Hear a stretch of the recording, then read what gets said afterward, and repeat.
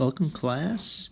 Uh, for today's daily journal, we're going to be looking at digital citizenship again, just kind of thinking about how we can, how important ways that is to sort of avoid things that can be distracting or dangerous or unhealthy on the internet and on devices. And today we're talking about avoiding distractions online. Now, this is something that I know I certainly have trouble with, and I think the more thoughtful about it we can be, and the more we're aware of it, the more that we can just be careful that we're spending our time online focused on things that are healthy for us, like work and learning and socializing in a healthy way. So today we're talking about something called clickbait. So clickbait and how we can avoid it. Which of these headlines would you click on first? So before you even watched this video, you had just a kind of funny conversation or a prompt there where you had to write about which one of these you would click on first and why. What did you write about? Which one did you choose? In your language notebook, go ahead and write down which one that you might choose and why you chose it. So we have some funny ones here, right? Go ahead and play that video game. It might actually be good for you. You should never brush your teeth without this trick. 80% of kids love cupcakes. New study shows why. You won't believe this. The children's story. That's actually true. So all of these are awfully enticing. They're all awfully interesting headlines. Which one of those would you click on and why? Go ahead and pause if you need to. Just do a bit of writing in your notebook. See if you can write 2 sentences about which you would click and why you would click it. All right. These are examples of what we call clickbait. Bait is something that we use when we're fishing. It's something that attracts you, and obviously clicking is something you might do when you're on your computer. Clickbait is a form of advertising where they're trying to get your attention. They're trying to attract you, like bait, to click on their website.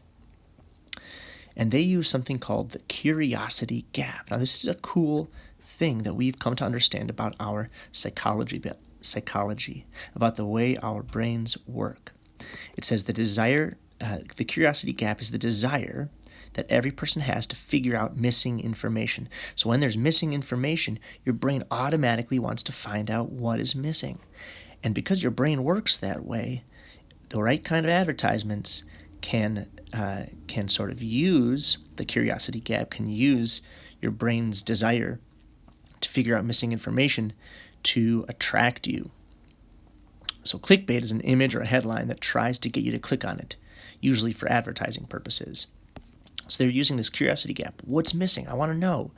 I know a little information now, but I have to know more. And they use that to encourage you to click on their advertisement. That's clickbait. So in your notebook, we're just going to write down a few notes here. We're going to write down clue number 1. So these are clues that the thing you might be clicking on is clickbait.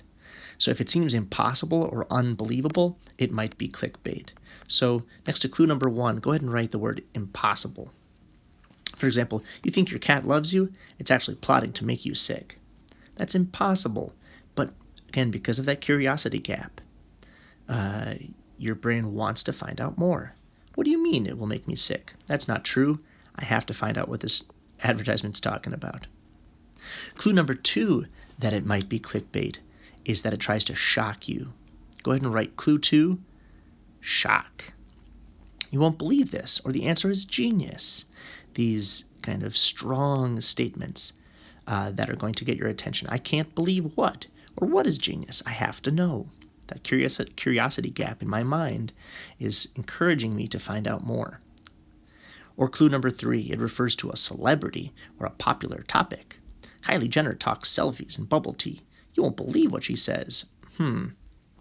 So what do I need to know about this celebrity? Does that have anything to do with what I'm up to today? Probably not, but it's a topic that I know other people might be talking about, or that I've heard talked about in maybe in other media, and so it attracts my attention for that reason.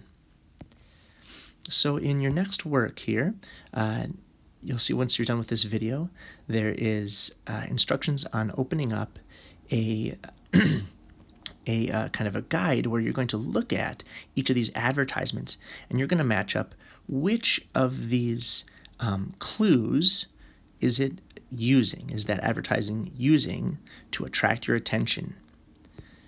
So we are going to take a look at that next, and you'll just follow the directions.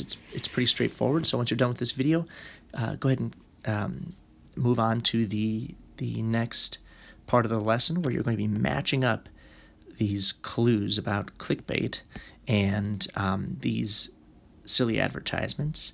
And we'll be discussing this afternoon at our class meeting, so make sure you've got this finished before then. Have fun with this, and do let me know if you have any questions about it.